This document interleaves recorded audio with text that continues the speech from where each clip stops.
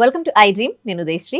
ఇప్పుడు మనతో రామ్ మెట్టు గారు ఉన్నారు. Life coach and relationship expert. 12 ఏళ్ల నుంచి కూడా కెరీర్ పరంగా, ఎడ్యుకేషన్ పరంగా ఎంతో మంది స్టూడెంట్స్కి ఆయన గైడెన్స్ ఇచ్చారు. అండ్ రిలేషన్షిప్లో వచ్చే సమస్యలకు కూడా కౌన్సిలింగ్ ఇస్తూ ఉంటారు. ఆయనతో మాట్లాడదాం. హలో అండి. హాయ్ అండి. ఇప్పుడు పెళ్ళికి ముందున్న ఇంట్రెస్ట్ పెళ్ళయ్యాక స్పౌస్లో ఎందుకు ఉండట్లేదు?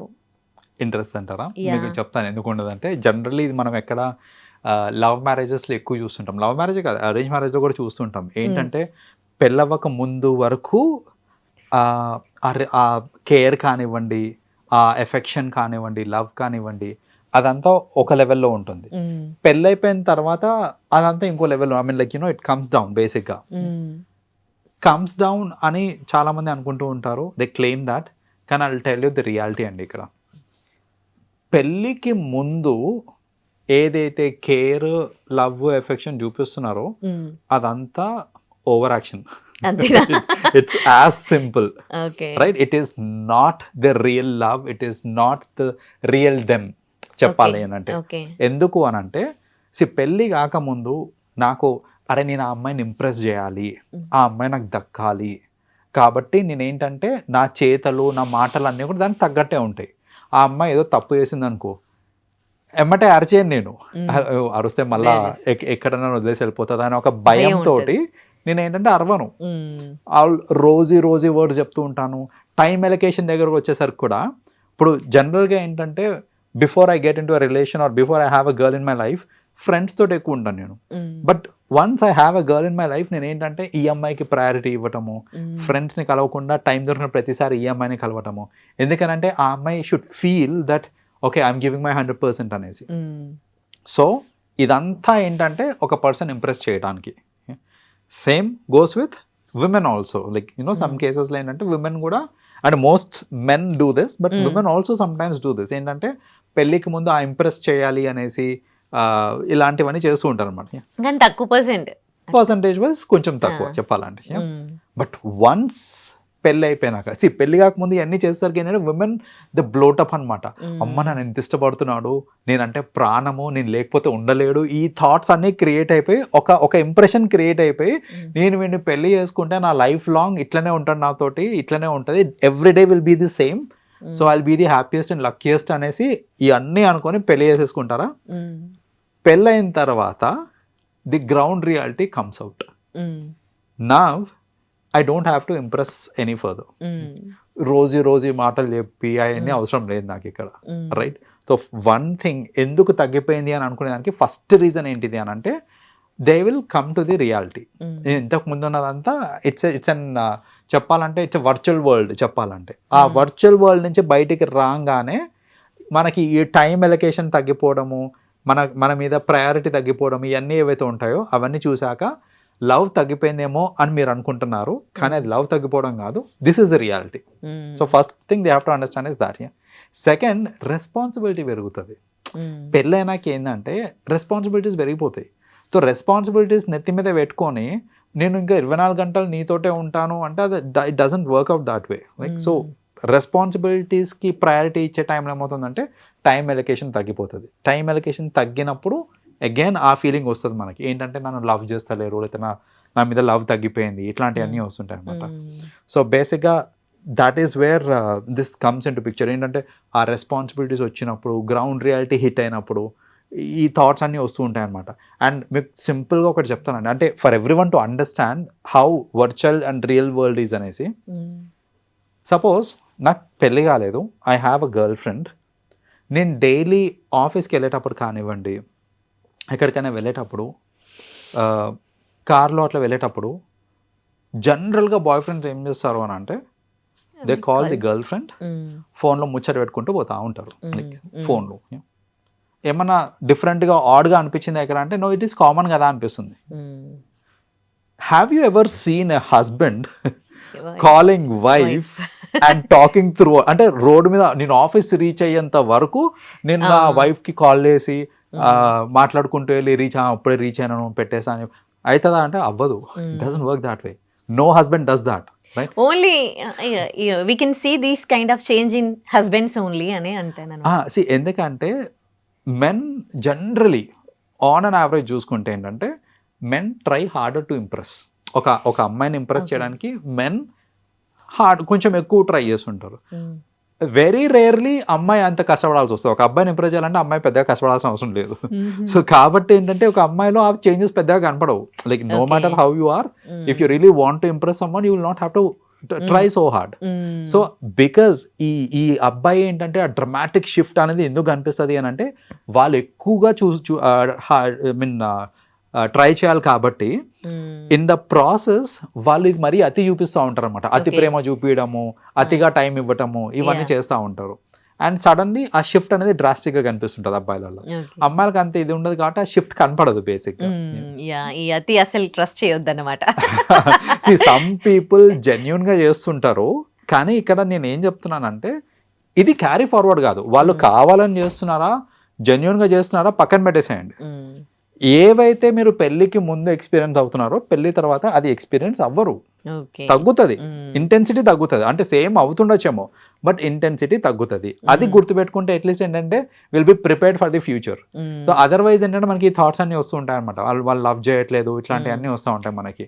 సో ఈ గ్రౌండ్ రియాలిటీ అర్థం చేసుకోవడం ఇంపార్టెంట్. నేను ఎందుకు చెప్పానంటే ఇది మళ్ళీ అందరు అనుకుంటారు అంటే ఇప్పుడు ఎవరైనా నిజంగా జెన్యున్ గా ఎఫర్ట్ పెడుతున్నా కూడా అరే వీళ్ళు ఓవర్ యాక్షన్ చేస్తున్నారా అనుకునే పాసిబిలిటీ ఉంది. కాబట్టి వ్యూవర్స్కి మనం చెప్పేది ఏంటంటే ఎవరన్నా ఎఫర్ట్ పెడుతున్నారు అని అంటే అది తెలిసి చేసినా తెలియక చేయకపోయినా whatever effort they are putting or whatever you are experiencing అది ఖచ్చితంగా పోస్ట్ మ్యారేజ్ చేంజ్ అవుతుంది for whatever reasons.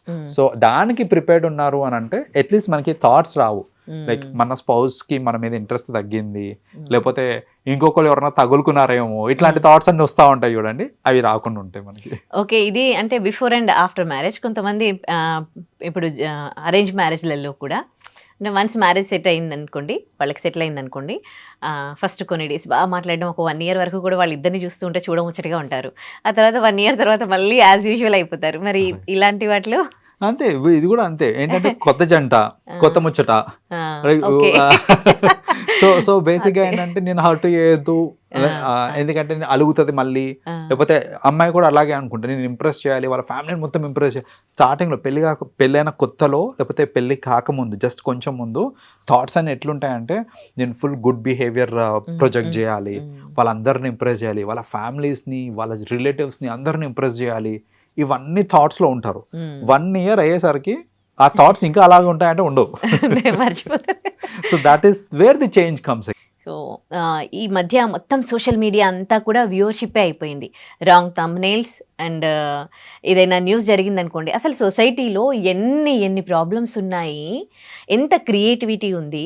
So ఒక సోషల్ మీడియా రెస్పాన్సిబిలిటీ ఏంటి అంటే క్రియేటివిటీని బయటికి తీయడం అండ్ జరుగుతున్న ఇష్యూస్ పైన ఫైట్ చేయడం. కానీ ఎవరి పర్సనల్ థింగ్స్ వెళ్ళి చూయించి వ్యూవర్షిప్ కోసం గంటల తరబడి అవే నడిపిస్తూ ఉంటారు. అండ్ వాటిని అప్పుడు ఇంట్లో ఎవరైనా చూస్తూ ఉన్నప్పుడు ఒక్కోసారి అనిపిస్తూ ఉంటుంది, మనం కూడా సోషల్ రెస్పాన్సిబిలిటీ ఉండాలి కదా, ఇలాంటివి మనం ఎంకరేజ్ చేస్తూ ఉంటే వాళ్ళు ఇలాంటివి నడిపిస్తూనే ఉంటారు. సో అలాంటివి తగ్గాలి అంటే ప్రతి ఒక్కరూ ఎలాంటి రెస్పాన్సిబిలిటీతో ఉండాలి? సోషల్ రెస్పాన్సిబిలిటీ అనేది ఇట్స్ ఇంపార్టెంట్ బోత్ సైడ్స్ నుంచి, వ్యూవర్ సైడ్ నుంచి అవ్వచ్చు, మీడియా హౌసెస్ సైడ్ నుంచి అవ్వచ్చు, ఇద్దరికి కూడా ఆ రెస్పాన్సిబిలిటీ అనేది ఉండాలండి. ఎందుకంటే అసలు సోషల్ మీడియా ఎంత పవర్ఫుల్ అంటే ఇట్ డ్రైవ్స్ ది సొసైటీ. అయితే పాజిటివ్ సైడ్ డ్రైవ్ చేయాలన్నా నెగిటివ్ సైడ్ డ్రైవ్ చేయాలన్నా అనేది it is purely in the hands of media houses. So what I generally suggest is, ఒక చిన్న ఎగ్జాంపుల్ తీసుకుందాం.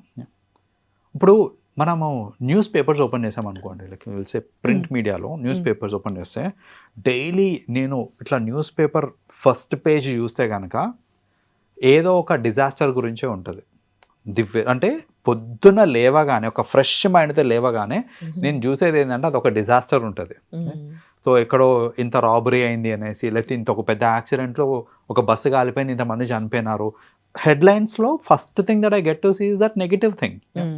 ఆ నెగిటివ్ థింగ్ చూసినప్పటి నుంచి ఏంటంటే మన ఆ నెగిటివిటీ అనేది it gets into our head, right? So throughout the day ఆ నెగిటివ్ వైబ్స్ అవన్నీ అట్లే నడుస్తూ ఉంటాయి మనకి. సోషల్ మీడియా ఓపెన్ చేసిన దగ్గర నుంచి ఇంక అవే కనిపిస్తూ ఉంటాయి, ఎవరినో చంపేశారనేసి, ఎవరినో రేప్ చేశారనేసి, ఇవన్నీ ఇంకా వీటి మీదనే వస్తూ ఉంటాయి ఏదన్నా సరే. సో బేసిక్గా ఏంటంటే దట్ ఈస్ డీమోటివేటింగ్ పీపుల్ చెప్పాలంటే. అండ్ మంచి న్యూస్ ఏదైనా వచ్చింది అనుకోండి, లైక్ సంథింగ్ వెరీ నైస్ ఏదైనా వచ్చింది అనుకోండి, it will not stay for long. ఇప్పుడు న్యూస్ పేపర్లో చూసుకుంటే అది ఎక్కడో లాస్ట్ పార్ట్ పేజ్లో ఇంత చిన్న కాలంలో ఉంటుంది ఏదైనా గుడ్ న్యూస్ వచ్చిందంటే. మనలో సక్సెస్ఫుల్గా ఒక రాకెట్ లాంచ్ చేశారు, లేకపోతే ఇట్లాంటిది ఏదైనా ఉందనుకోండి, we get to see that in probably somewhere at the bottom. Or ఇప్పుడు డిస్ట్రిక్ట్ స్పోర్ట్స్లో కానివ్వనండి, నేషనల్ స్పోర్ట్స్, ఇంటర్నేషనల్ అంటే స్టిల్ ఓకే, నేషనల్ స్పోర్ట్స్ ఇవన్నీ కూడా ఎక్కడో లోపల ఉంటాయి.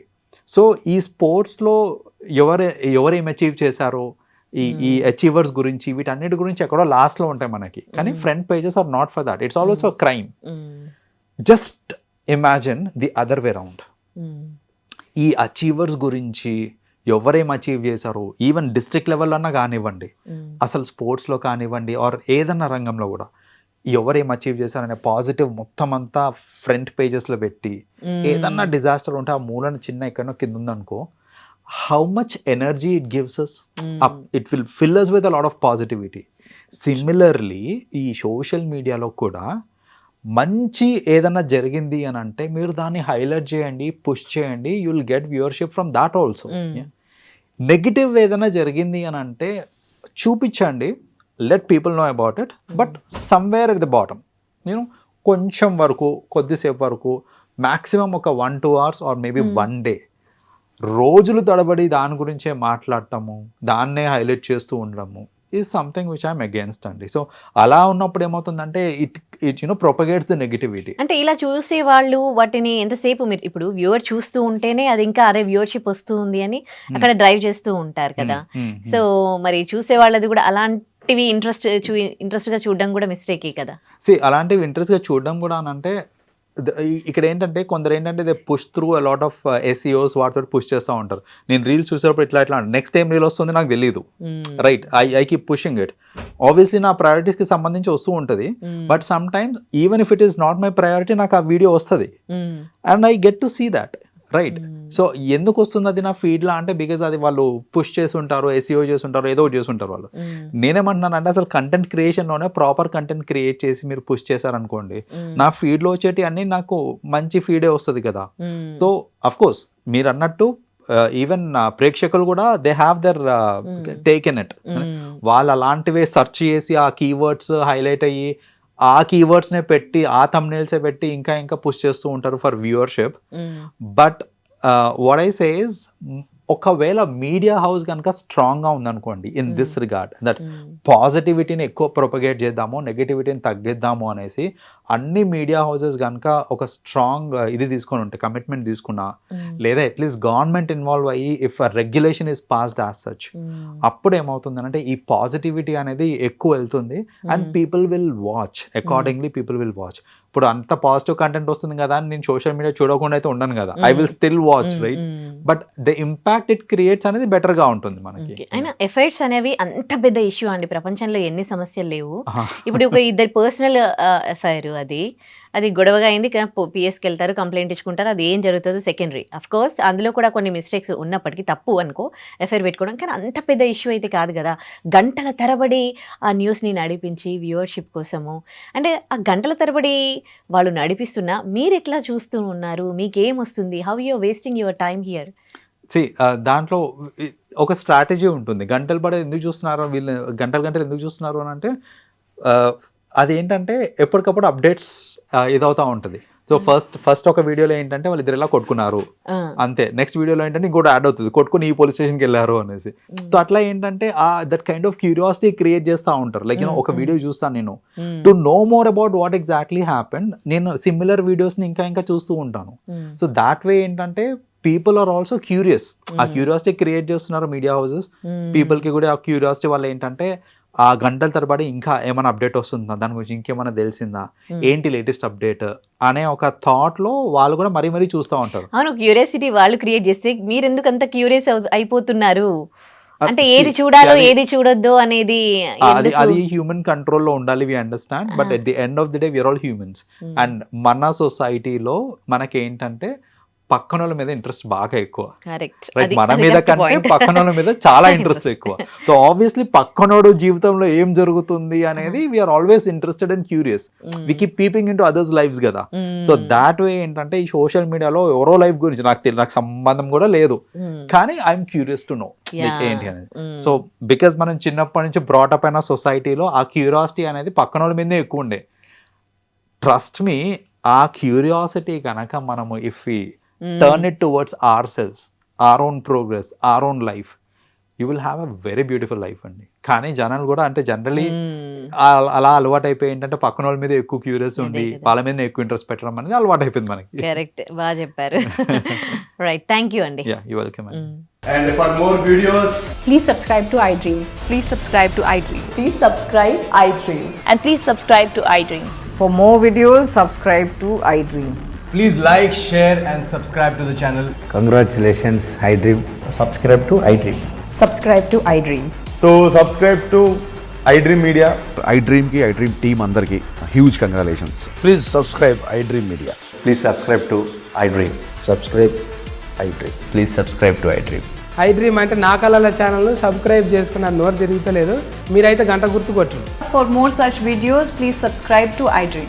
Subscribe to iDream. Please subscribe to iDream. Please subscribe iDream Media. Please do subscribe to iDream. Please subscribe to iDream Media. For best entertainment and information, please subscribe iDream. And don't forget to subscribe to iDream.